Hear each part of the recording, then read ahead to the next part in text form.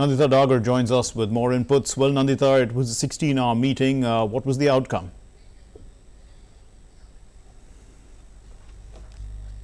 We are learning from our sources is that they are using two words. They said constructive and hopeful. The talks were constructive and the Indian side is hopeful that the Chinese side will walk the talk.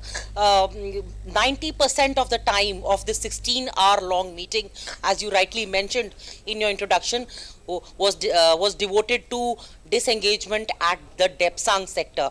Depsang is very, very critical. In fact, from disengagement at Galwan is far more important than disengagement at the Pangongso shores, because if hypothetically, in a hypothetical situation, if the Chinese and Pakistani forces collude in future, they can cut off our access to the Karakoram Pass and to the Saltoro Ridge, that is the Siachen Glacier. So therefore, to secure our dollar-big oldie sector and the DSDBO road, it is imperative that it is in the interest of the Indians that the Chinese side pull back from Depsang. Having said that, let me also add, Mark, that the dispute at Depsang predates that of this standoff that has been continuing for the past 9 months. That is since May, along the LOC, across the entire frontage of the LAC in eastern Ladakh, which began in May last year. Depsang predates that, and it is actually the area which is the sector which contains the most disputed, the maximum disputed territory, or in terms of area, lies in Depsang. Yesterday's talks, as you rightly mentioned, ended around 2 to 3 a.m.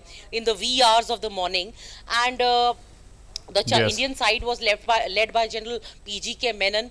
There was also a representative of our foreign ministry, Ministry of External Affairs, as well as the Chinese ministry. With the disengagement having affected on the northern and southern shores of the Pangong Lake as well as the Kailash Ranges, now this meeting focused on disengagement at Galwan, Depsang, Hot Springs and Gogra.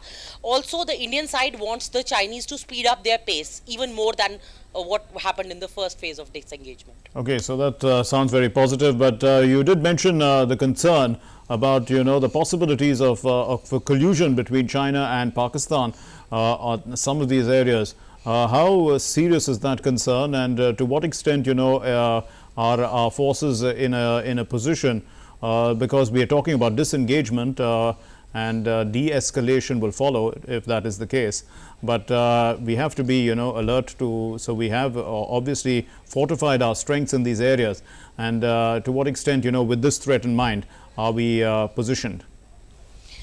Mark, yes, you're right. Actually, the Chinese have been forced to play ball only because of the Indians, when they realized that the Indians mean business, and that's what happened.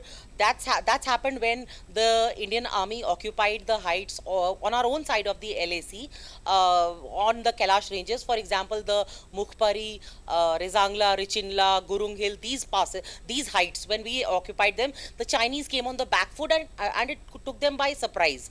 That's when they actually invited the Indians, because you would remember that before 28th and 29th of 29th and 30th of August, 5 rounds of talks had taken place, military talks had taken place, and they had hit a stalemate. They were completely, they were not making any headway at all. But as soon as India occupied those Kailash Ranges heights, the Chinese realized that India is not going to budge, and then they were expecting that India will blink first, it will not stay put, probably through the winter months, but the speed of India's mobilization, the rapid mobilization in equal measure, and then they realized that they have actually not got any strategic, this was a strategic miscalculation on their part, from which it was very difficult for them to save face, and that is why this disengagement is actually a sort of a face saver for them. We leave it there. Thank you very much, Nandita Dagar, for those inputs, joining us from the newsroom. Moving on to our next story then. The External Affairs